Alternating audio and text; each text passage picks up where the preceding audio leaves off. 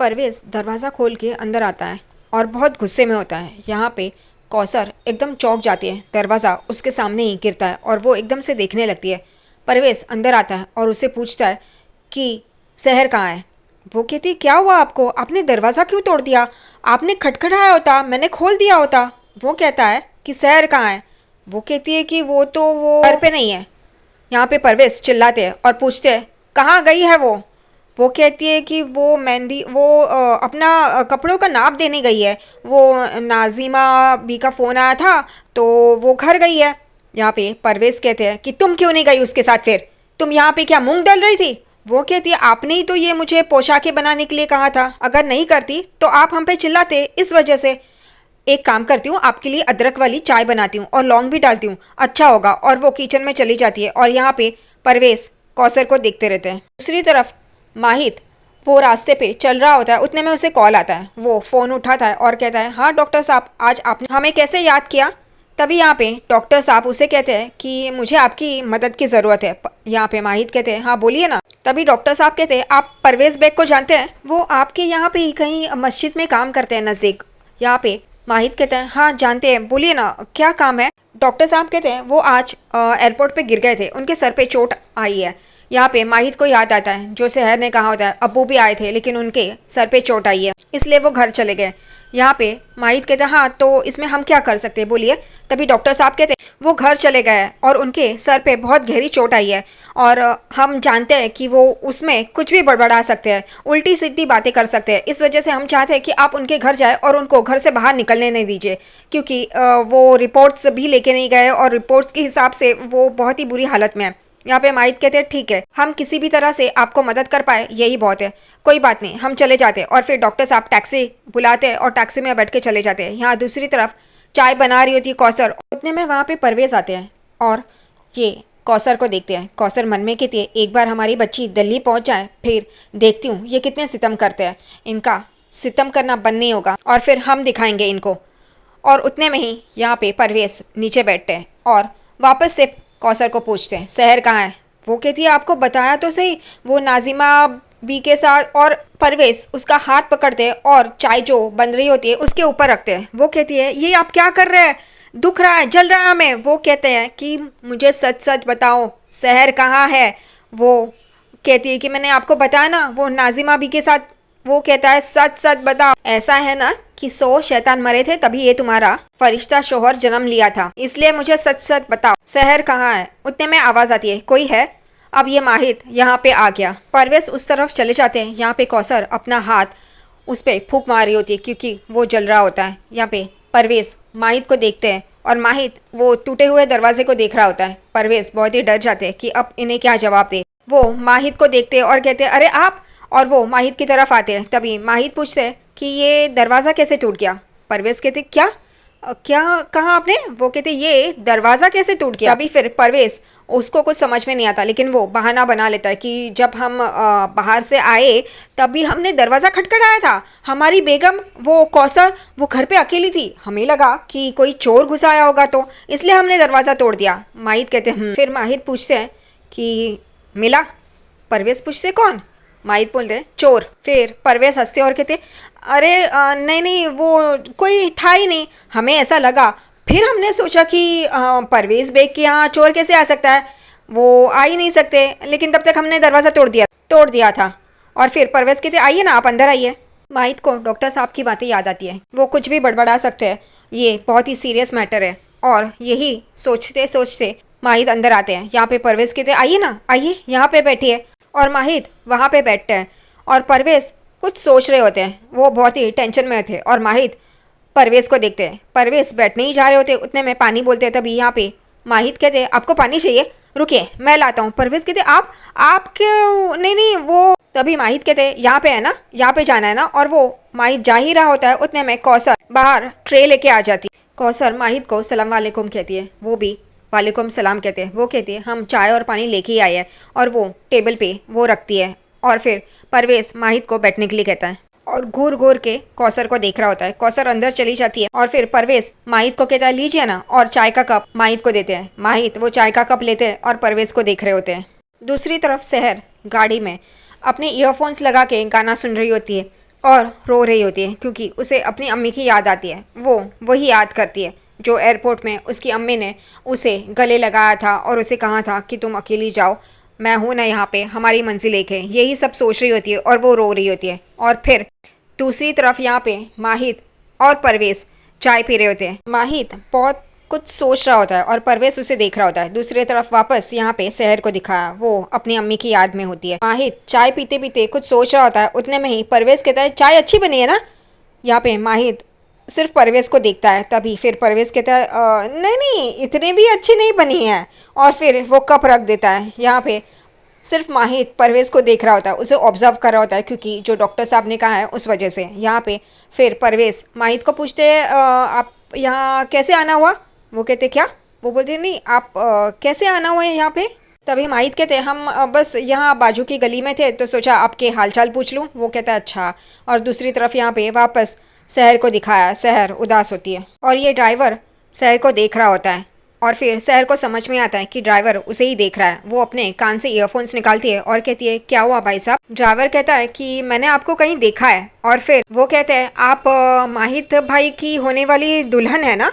वो एकदम से चौंक जाती है और फिर वो नज़ारा दिखाया फ्लैशबैक, जहाँ पे वो मौलाना साहब ऐलान करते हैं कि ये हमारी पोते की होने वाली दुल्हन है। और फिर यहाँ पे ड्राइवर कहते हैं आप उनसे ही भाग रही है ना बच के। वो एकदम से देखने लगती है कि ये ऐसे क्या बोल रहे हैं। ड्राइवर कहते हैं सही है, माहित भाई को गुस्सा बहुत आता है, अभी अभी एयरपोर्ट पे एक को उन्होंने मारा है। और यहाँ पे शहर एकदम से डर जाती है। वो कहती है कि हमें जल्द से जल्द पहुँचना होगा और अम्मी को भी सही से रखना अल्लाह। और फिर दूसरी तरफ यहाँ पे परवेज़ उठते हैं और कहते हैं हम बस 1 मिनट में आए, आप तब तक चाय पीजिए। माहित हूँ करके मुंडी हिलाता है और फिर परवेज़ अंदर चले जाते हैं। और यहाँ पे ये सोचते हैं परवेज़ कि ये माहित घड़ी घड़ी हमारे यहाँ पे क्यों आ रहा है। और फिर वो सोफ़िया को कॉल करता है। वो कहता है सोफ़िया या फिर अशरफ होता तो हम इनको भगाने की कोई ना कोई तरकीब ढूंढते। यहाँ पे सोफ़िया को कॉल करता है तो सोफ़िया वो कॉल कट कर देती है। वो कहती है कि ये इसने कमबख्त ने मेरा कॉल कट कर दिया। और यहाँ पे सोफ़िया कहती है अब इन्हें मेरी याद क्यों आ रही है। रहे कौसर पाजी के बाहों में। और यहाँ पे परवेज़ एकदम से सामने देखता है तो यहाँ पे कौसर नमाज़ पढ़ रही होती है। परवेज़ कहते हैं कि तुम अगर हमसे बचने की कोशिश करी हो तो ऐसा नहीं होगा, हम अभी माहिद मियाँ को यहाँ से भगाते हैं फिर तुम्हें देखते हैं। वो कहती है कि घर के दामाद को आप भगाने की बात कर रहे हैं। वो वहाँ से चले जाते हैं और फिर माहिद के पास आते हैं और कहते हैं आप यहीं पे बैठिए, हम बस थोड़ी देर में आते हैं, मस्जिद जाके आते हैं। माहिद अपनी घड़ी देखता है और बोलता है मस्जिद इस वक्त, अभी तो नमाज का वक्त भी नहीं है। परवेज़ एकदम हंसते हैं और कहते हैं अरे हाँ हम तो भूल ही गए, आजकल भूलने लगे। माहिद परवेज़ को देख रहा होता है। फिर परवेज़ कोई बहाना बनाने के लिए ऊपर देखता है तो उसे पंखा दिखाई देता है। वो कहता है पंखा, वो मस्जिद के पंखे खराब हो गए ना, कर कर आवाज़ कर रहा है। माहिद भी पंखे को देखता है और फिर वो कहता है इसलिए हमें जाना है, वो दुरुस्त करना है ना यहाँ पे। वो माहिद कहता है उसके लिए जाने की क्या ज़रूरत है। और वो अपना फ़ोन निकालता है और ताहिर को लगाता है फ़ोन और कहता है कि मस्जिद के पंखे ख़राब हो गए क्या। वो कहता है नहीं। और यहाँ पे माहिद परवेज़ को देखता है, तभी परवेज़ बात को संभाल लेता है और कहता है अरे हाँ ये अब खिलौना आ गया ना फ़ोन, इससे तो सारी काम आसानी से हो जाते हैं। टप टप टप कर लिया और सारे काम एक चुटकी में हो जाते हैं और हंसने लगते हैं। यहाँ पे माहिद मन में सोचता है कि ये चोट ज़्यादा गहरी लगती है, डॉक्टर साहब भी फ़ोन नहीं कर रहे हैं। फिर यहाँ पे कौसर नमाज़ पढ़ रही होती है और माहिद को देखती है और माहिद यहाँ से वहाँ, वहाँ से यहाँ कर रहा होता है और अपनी घड़ी देख रहा होता है। और दूसरी तरफ ये परवेज़ बैठ के सो रहे होते हैं और माहिद बेचारा जैसे डॉक्टर साहब ने उनसे मदद मांगी है वो माहिद बेचारा वैसे ही कर रहा है। वो परवेज़ को घर से बाहर जाने नहीं दे रहा है, वो अपनी घड़ी देख रहा है और यहाँ से वहाँ कर रहा है। और यहाँ पे कौसर अपनी बेटी के हिफाजत के लिए नमाज पढ़ रही है। माहिद यहाँ से वहाँ कर रहा होता है, उतने में परवेज़ की आँख खुलती है और वो एकदम से चिल्लाते हैं कौन है। और यहाँ माहिद उन्हें देखता है। वो परवेज़ उठते हैं और कहते हैं कि अरे मेरी आँख लग गई थी। और वो उठ के देखते हैं तो रात हो गई है। वो कहते हैं रात हो गई। यहाँ पे माहिद उसे देख रहे होते हैं। वो एकदम से कौसर करके चिल्लाते और कौसर उस तरफ देखती है। यहाँ पे परवेज़ कहते हैं कि अरे कौसर देखो तो ये शहर कहाँ रह गई, नाजिमा भी के साथ गई थी ना। और ऐसे बोलते ही यहाँ पे माहिद एकदम चौंक जाता है और कहते क्या शहर। और वो परवेज़ को देखते हैं, परवेज़ माहिद को देखते हैं।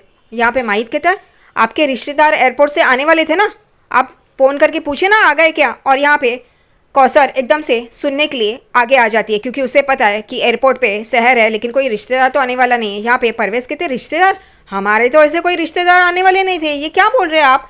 यहाँ पे माहिद मन में कहते हैं डॉक्टर साहब सही कह रहे थे, इनका दिमाग 100% खराब हो गया है, इनको कुछ भी समझ में नहीं आ रहा है। यहाँ पे परवेज वापस माहिद को पूछते हैं वो आपने एयरपोर्ट क्या बोला आपने? वो कहते हैं 1 मिनट, माहिद कहता है, और वो दूसरी तरफ जाके डॉक्टर साहब को फ़ोन लगाता है और कहता है डॉक्टर साहब रिपोर्ट्स आ गए क्या? यहाँ पे डॉक्टर साहब ये इनको तो पता ही नहीं उन्होंने माहिद को भेजा है। वो कहते हैं हाँ मुझे 1 मिनट देना, मैं अभी देखता हूँ। और फिर वो अपने ड्राइवर को कॉल करते हैं और पूछते हैं कहाँ तक पहुँचा? वो कहते हैं कि हम लोग बहुत आगे तक पहुँच चुके हैं। फिर वो डॉक्टर साहब माहिद को कहते हैं हाँ वो रिपोर्ट्स आ गए, सब क्लियर है, आप चाहे तो वहाँ से निकल सकते हैं। और फिर माहिद कहते हैं ठीक है शुक्रिया।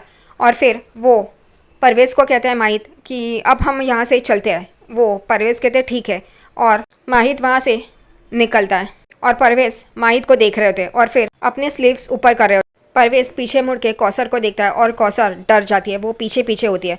माहिद बाहर निकलता है और आगे बढ़ता है, लेकिन उसकी पार की नज़र बहुत ही तेज़ है। वो देखता है कि सहर वहाँ पे नीचे एकदम बेहोश है। वो पीछे आता है और देखता है तो वहाँ पे सहर ही होती है, वो वहाँ पे बैठी होती है। वो सहर के पास आता है और उसे पुकारता है सहर, सहर आंखें खुलिए, सहर आपको क्या हुआ है सहर? अब सहर यहाँ पे कैसे आई यही समझ में नहीं आता। वो उसे उठाने की कोशिश कर रहा होता है लेकिन सहर उठती नहीं है।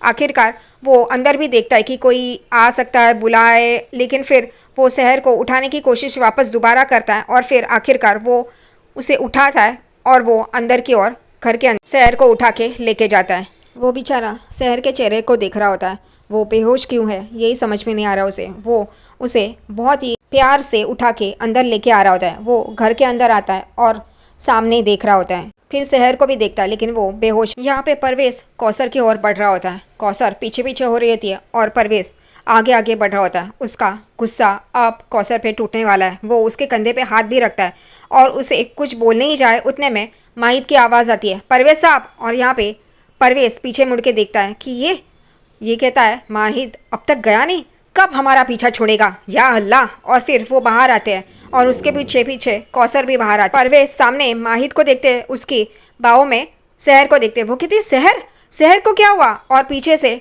ये कौसर भी आती है। वो माहिद कहता है ये तो मुझे आपसे पूछना चाहिए था, ये सड़क पे बेहोश पड़ी थी। और यहाँ पे कौसर एकदम टूट जाती है कि इसे दिल्ली भेजा था, ये वापस यहाँ पे कैसे आ गई? अब हो गया, इनका जो सपना था वो पूरा नहीं होगा। यहाँ पे परवेज़ कहते इसे क्या हुआ? यहाँ पे माहिद कहता है अरे ये तो हमें सवाल आपसे पूछना चाहिए था, ये सड़क पे बेहोश थी, इसे क्या हुआ है? ये एयरपोर्ट पे आपने इसे अकेला कैसे छोड़ दिया? यहाँ पे परवेज़ कहता है एयरपोर्ट पे? वो कहता है हाँ असद कहाँ है? परवेज़ यहाँ पे एकदम सोचने लगता और दूसरी तरफ कौसर एकदम टूट चुकी है। परवेज़ को याद आता है कि हाँ वो जो औरत थी वो कौसर और सहरी थी, हम गलत नहीं, हमें धोखा नहीं हुआ था, वो ज़रूर ये दोनों ही थी। इसलिए वो पीछे मुड़ के कौसर को देखता है तो कौसर एकदम ऐसी हालत में होती है कि अब वो क्या बोले। वो तो हताश हो गई है क्योंकि उसने जो सोचा था वो तो अब पूरा नहीं हो रहा है। यहाँ पे माहिद सहर को लेके अंदर चला जाता है। परवेज़ और कौसर एक दूसरे को देखते हैं। परवेज़ गुस्से से देखता है और कौसर हताश होकर देख रही होती है। फिर माहिद सहर को लाता है और बेड पे रख देता है और उसे पुकारा होता है सहर, सहर। उतने में कौसर आती है और सहर की तरफ आती है और कहती है सहर, सहर क्या हुआ है मेरी बच्ची, क्या हुआ है? आंखें खोलना, देख अम्मी, अम्मी हूँ, आंखें खोल बच्चा, आंखें खोल। और वो यहाँ पे माहिद भी गौर से देख रहा होता है सहर आंखें खोल रही है क्या। उतने में सहर आंखें खोलती है, अम्मी कहती है और वापस बेहोश हो रही होती है। यहाँ पे माहिद देखता है और फिर उसकी नर्व्स पकड़ता है और देखता है, तभी यहाँ पे कौसर कहती क्या हुआ बताइए तो सही। वो कहता है कि इसकी नर्व्स, माहिद कहता है इसकी नर्व्स बहुत ही धीमी हो चुकी है, आप जाइए और जल्दी पानी, नमक और शक्कर का घोल लेके आइए। वो कहती है हाँ, और वो किचन की ओर भागती है और माहिद उसका हाथ पकड़े हुए होता है। उतने में परवेज़ देखता है कि ये कौसर अंदर गई है। वो उसके पीछे पीछे जाता है क्योंकि उसे कौसर पे बहुत गुस्सा आता है। इस वजह से वो जल्दी जल्दी में हड़बड़ाहट में वो ग्लास लेती है, पानी डालती है, नमक शक्कर डाल रही होती है। उतने में परवेज़ कहता है ये सहर को ठंड बहुत लग रही है, हमारे कमरे से कंबल लेके आओ और उसे उड़ा देना। ये कौसर सहर का नाम सुनते हाँ बोलती है और परवेज़ के कमरे में जाती है और कंबल ढूंढ रही होती है। वो सामने तो दिखाई नहीं देता इसलिए उसका कबर्ड चेक कर रही होती है। उतने में परवेज़ पीछे से आते हैं और उसका मुंह बंद करते हैं एक कपड़े से। वो चिल्लाने की कोशिश करती है लेकिन परवेज़ बहुत ही ज़ोर से कस के उसका मुंह बंद कर देते हैं और फिर उसके हाथ पैर भी बांधने की कोशिश ही कर रहा होता है।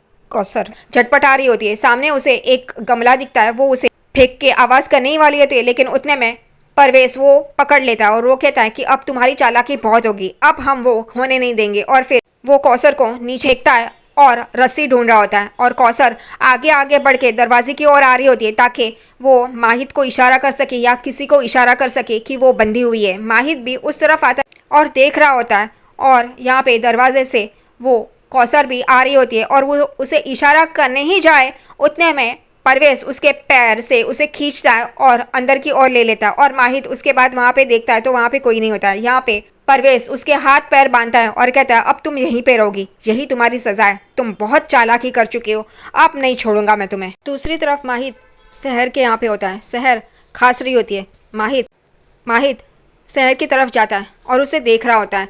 वो खास रही होती है।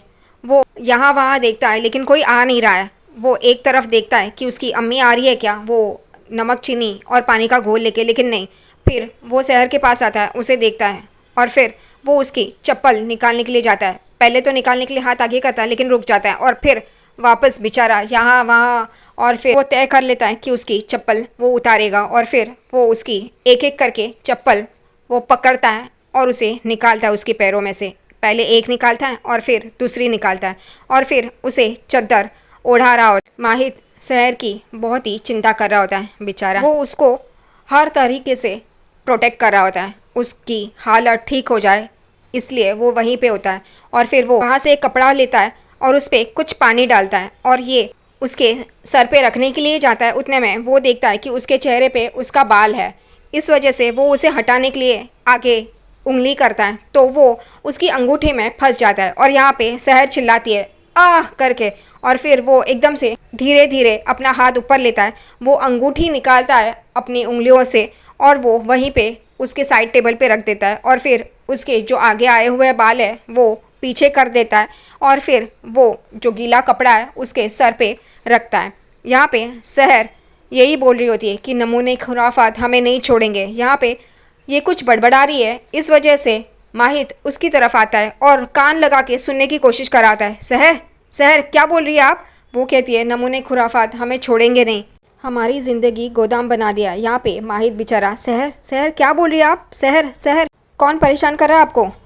वो कहती है वो कहता है वो कौन? वो कहती है जिनका भतीजा। वो कहता है कि जिनका भतीजा कौन? सब डरते हैं उनसे। वो कहता है किसकी बात करिए, किससे डरता है सब? वो कहती है माँ।